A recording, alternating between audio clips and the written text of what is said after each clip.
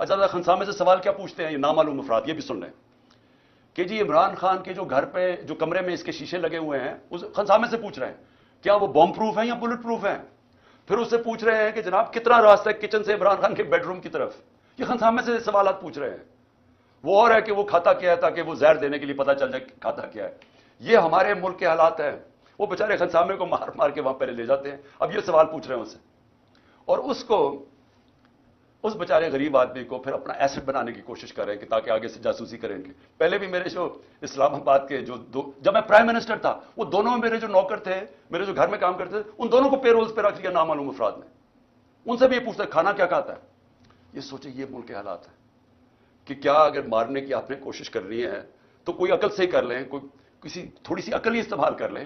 اس طرح بھونڈے طریقے سے کھلے عام کبھی یہ وہ پورا گھر پہ دعویٰ بول دیتے ہیں وہاں ادھر کر دیتے ہیں یا پھر زہر کی اچھا جی کھانا کیا کھا رہا ہے